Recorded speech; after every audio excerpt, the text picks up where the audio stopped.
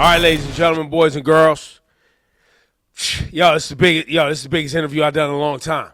Exciting. This is a big deal. It's a big deal, guys. I didn't know the young lady's name, and I'm just meeting her now. Megan, how you doing? Welcome to the program. I'm doing great. I'm so excited to be here too. Oh man, so how do you pronounce your last name? Piphus. Piphus. Megan right. Piphus. Yes. Also known as Gabrielle from Sesame Street. Yes. And so much more. Like Megan does so much. Ebro, she's so incredible.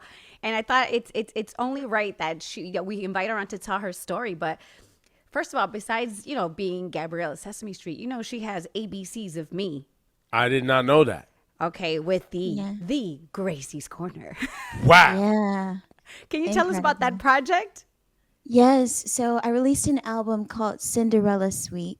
And we had 2 singles, New Cinderella and ABCs of Me. And Gracie's Corner is a good friend of mine. And I had this song called ABCs of Me, which goes through all of the professions that our kids can be. So like, A, I'm an actor. B, I'm a barber. C, chief officer. So I was like, this song would be wonderful to do with Gracie. So I reached out to her and they were down. And so it was a collaboration with her and the Soul Children of Chicago, and the music videos online. You can visually watch all of the unique professions, and they weren't your typical professions that you see in the alphabet. Like for Q, we had quantum physicist, zookeeper.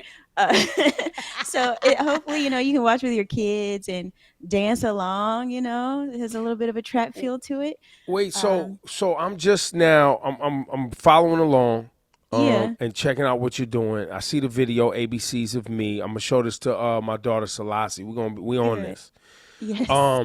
We on this. And shout to my family over there at Platoon. I see you're working with Platoon. Yes. That's my team over there. That's amazing. Shout to them.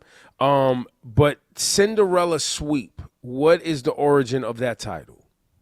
Yes, so Cinderella Sweep came out of me collaborating with an organization called Saving Our Daughters. So Saving Our Daughters was founded as an anti-bullying organization with Kurt and Debbie Benjamin and Kiki Palmer.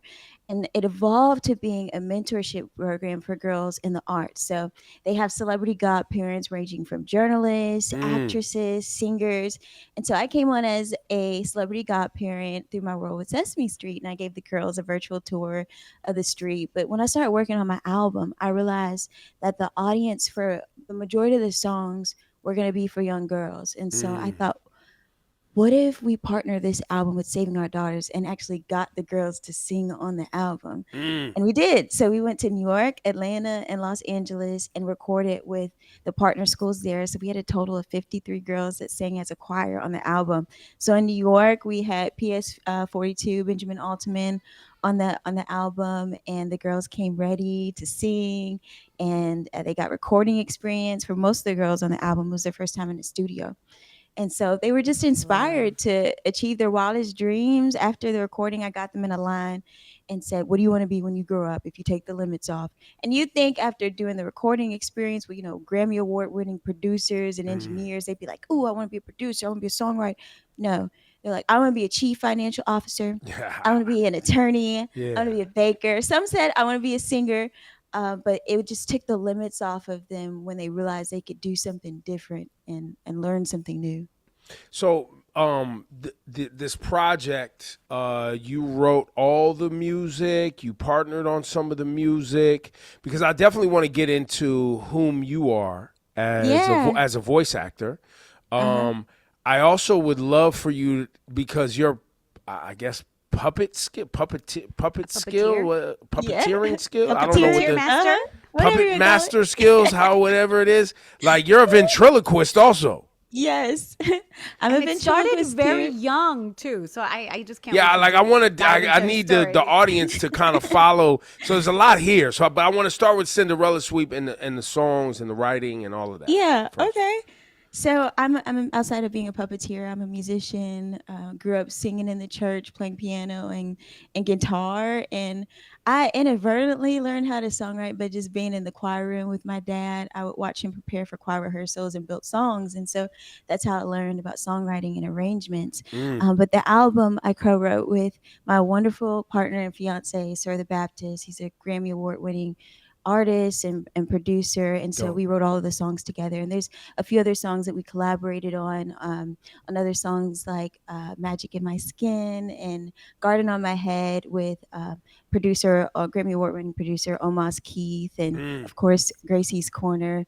And then the songs, we have extremely talented features on the album. So, as I mentioned, Saving Our Daughters has celebrity godparents. And so we got some of the other godparents who are part of the organization to be part of the album. So, Jasmine Forsberg from the Broadway musical Six, Kayla Lane from the movie Wonka, mm. Selena Smith.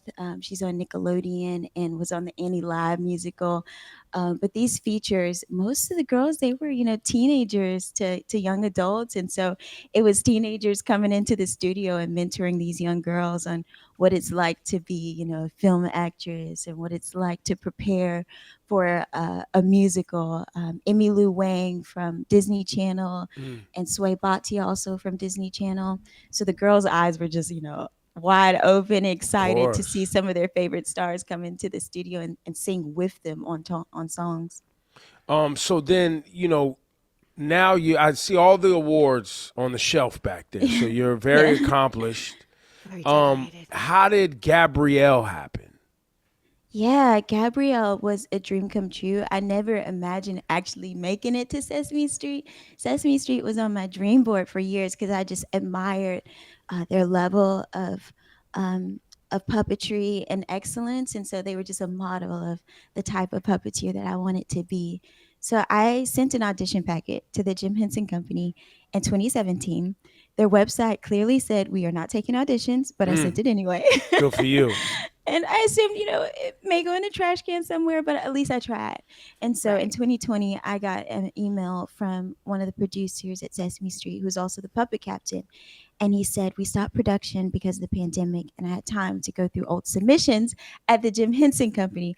I came across your letter, and based on your letter, I think you would be interested in Sesame Street.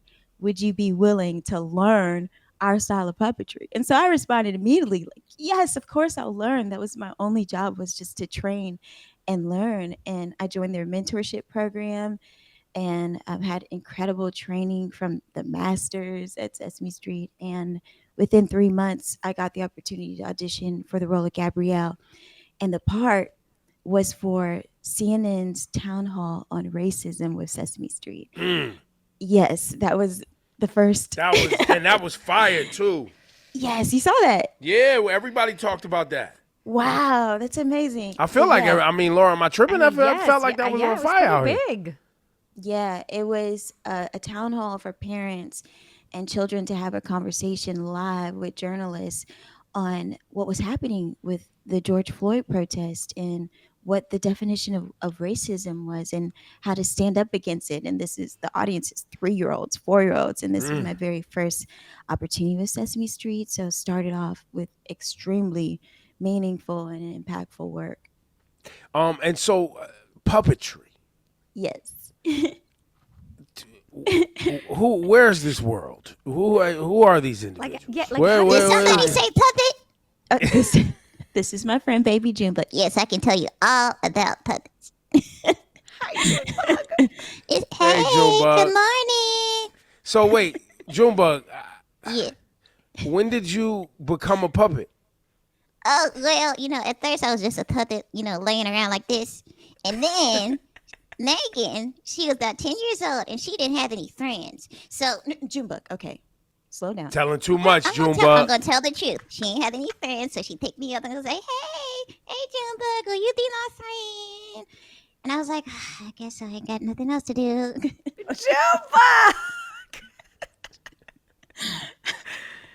Junebug, thank you. Thank you, Okay, Junebug. you. Yeah. It's Mhm. nice to meet you. Very nice to And, meet you. and thank you for being Megan's friend and making her great. Helping Yeah. make her great. Mm-hmm. Yep. I do what I gotta do. I'm still her only friend. No, that's not true. Junebug, you're saying too much, buddy. It's okay. Kids are honest. Yeah, never That's told right. a lie. That's right. Right That's right. about that. That's right. But Megan, in serious, like when did you say, okay, boom, I want to go down this path though? Like I beyond just being creative in your room and being, making up and that sort of thing, but like that journey on that path, I would love because there's so many creative people, like, and I'm around a lot of creatives, but I don't even know, like, this is a whole world I've never heard of. And then you're talking about Sesame Street having their own style of puppetry. Yeah. Like, this is it's very foreign to me. Yeah. Well, it all started with her realizing that she had multiple personalities. Okay, Junebug, that's enough. Okay. Well, it started when I was 10, and I brought my puppet to school, and I was just planning on Who showing bought you the puppet? my mom. So I saw these women ventriloquists at a conference. I was learning There you go. puppetry as a team with some of my church members. We all went to a conference together to learn. And so I saw, some types of puppetry on stage, but in the evenings there were these performances by women ventriloquists, and they would sing and tell stories. Mm, And so I was instantly inspired by the interaction and the cross between a human and a puppet, mm. make believe. And so I went home and I told my mom, I was like, I want to learn how to do this. And I think the educator in her realized that I needed an outlet because I was very shy. Got And it. so she was like, okay. She took me to the library. We found VHS tapes on how to do ventriloquism. I got a toy dummy from the toy store and just watched the videos backwards and forwards. And within about a week or two, I learned enough to show my classmates. So I Mm. packed my puppet to school and I was cracking jokes on breaks and in recess. And my teachers noticed and they said, hey, you should show the whole school what you learned. And so the creative in me, I didn't want to just say, hey, this is my puppet and this is what I learned to do. I wrote a whole script That's on amazing. love, like a 2-page script. And I performed it for my classmates in school. And I fell in love with being able to make the kids laugh Mm, and be able to capture their attention immediately. mm. So I just became addicted to making kids laugh and smile and seeing the glow in their eyes when you spark their imagination by bringing something to life that didn't exist before. At this stage of your life and career, um, how much does just the business of the work, because I can relate to that. Like I'm sure Laura can too, Yeah. where we really love what we do and we love the joy that we can Hmm. bring people through music and conversation and connecting, creating community each morning and just helping Yeah. people have just, even if we have you for 3 to 4 minutes, just, forget your problems for that Yes. little period of time. But there's the Yes. business part that can get in the way of that. And so how do you balance that now? Like how do you make sure that the business and the contracts and the this and the that and even sometimes the creative process where you may not be a fan of the creative direction, but you're a participant and you got to go in that direction. Yeah, it's been a long journey, and I started when I was 10 years old. And Right. for many years, I was doing birthday parties and church events and festivals. And so it was the easy days where it was just, hey, just show up and we'll give you $20, $50. Right. I was Right, excited about right. that. That was big money as a 14-year-old. But it's been a journey. I got wonderful opportunities when I was in college doing television shows and just hustled because I never knew whether or not I would be able to work full time as a puppeteer. It's so Right. niche. And so I actually worked in real estate for 7 years before I became a full time children's performer. And I would wake up early in the morning, stay up late to practice, and just look for opportunities and find a way to make a business out of being a creative. So, one of my very first, I guess I would say, big opportunities was partnering with the University of Cincinnati, creating a supplement to a financial literacy program. So, we Mm, created music videos mm, using puppets to teach basic principles like supply and demand. mm. What is money? How do you transact? What's trades? And Right, so right. that was my first time getting into the big business of of puppetry, and from there, I got the opportunity to do Sesame Street in 2020. But I've always thought at the forefront is purpose.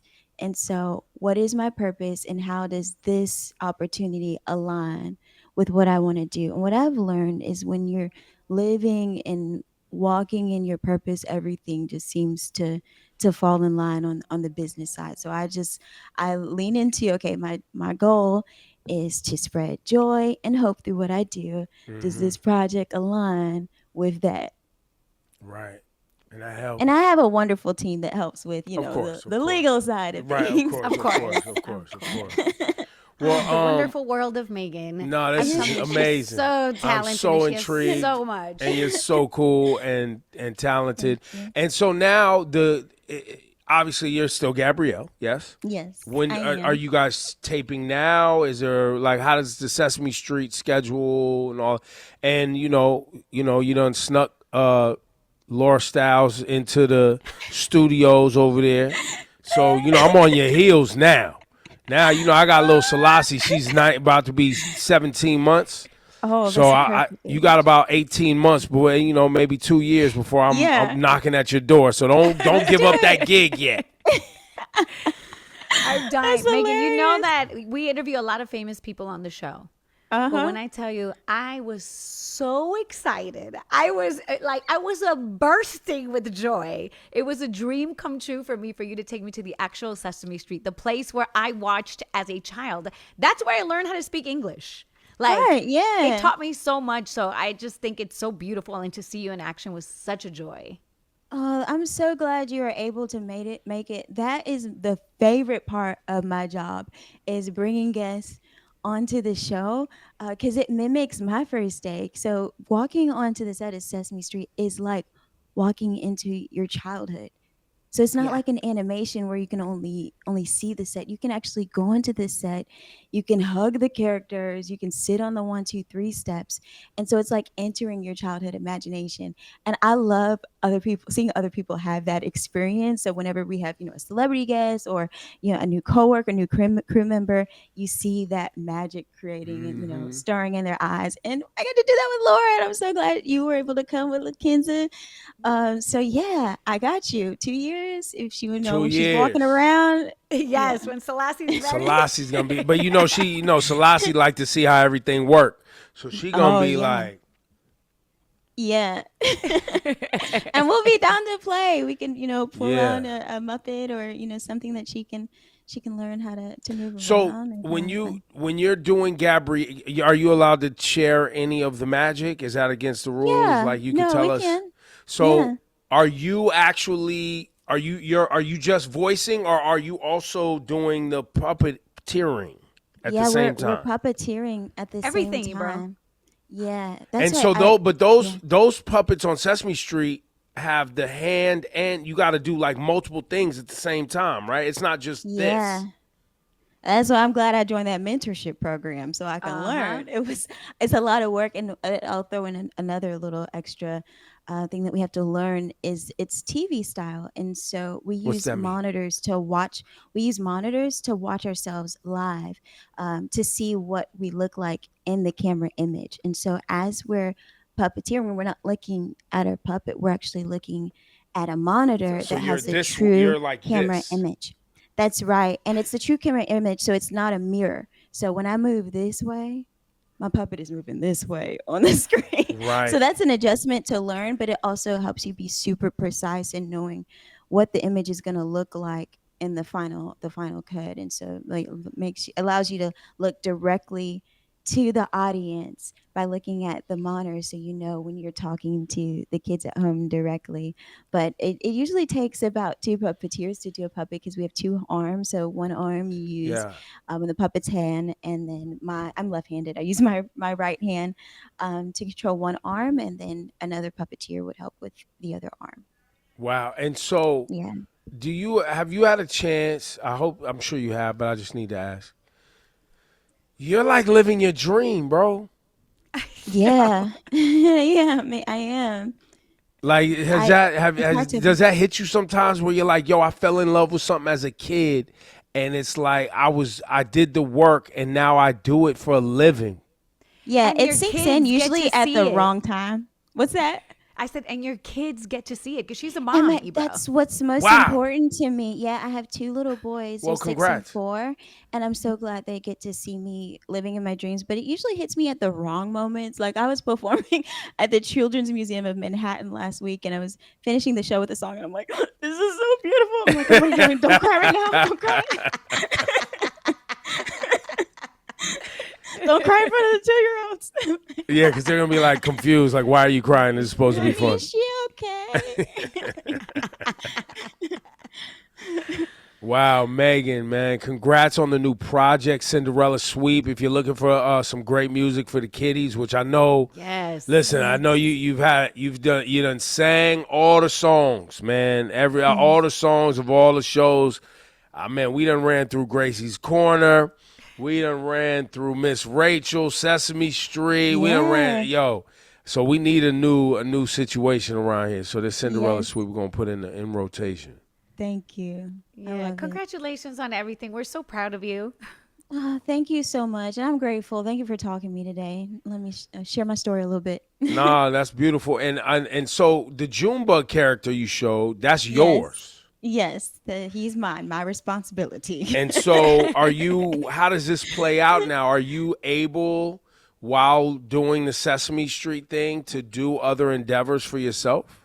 I am, which is the beauty of working on Sesame Street. We record the season within about 3 months of the year in New York. So the rest of the year, I'm free to do other creative projects like Cinderella Sweep. Dope. And so what's Junebug's album plan? Can we talk to him about it? Does he have an album plan? Yeah. I play on Megan's music. You know, I'm actually a producer on. I don't know if she credited me, but I was in the room. Producer. Well, but Junebug, when you gonna drop your own stuff? You know, Megan, it's funny that he asked that first. Well, Oh, he's putting Junebug, you under he pressure. actually has a remix of Not Like Us out right now. What? Yeah, he did. Yo, Junebug, don't do it, man. Drake's dropping lawsuits. You gotta chill. It's pretty fire. It's the ABCs of music, but it is a parody of Not Like Us. There you go. Well, listen, we don't want you having no beef in these streets, Junebug. You too little for that. It's okay. I'm laying low. Yeah, there you go. Keep it low. Keep it low. Keep it low. Keep it low. I respect it. But listen, are you now, Junebug? We got a lot of hip hop listeners. Listen, are you looking for beats? Are you looking for, you know what I'm saying? You looking for producers? You want to connect with like a DJ Premier, Pete Rock? You know, like what you want to do? Would you do that for me? Of course. Mama. You hear what he said? Okay. Junebug, that But right now, I just been practicing Megan songs because I'm hoping she takes me on tour with her. Now, Junebug, is rap your preferred form of expression, or are you singing and rapping? Like, what's your thing? Yeah, I can rap, I can dance, I can sing, I can tightrope. no, okay, that's I do a lot of things. I can sing. Okay, You sing. want to hear me sing? Yeah, let's hear it. Okay.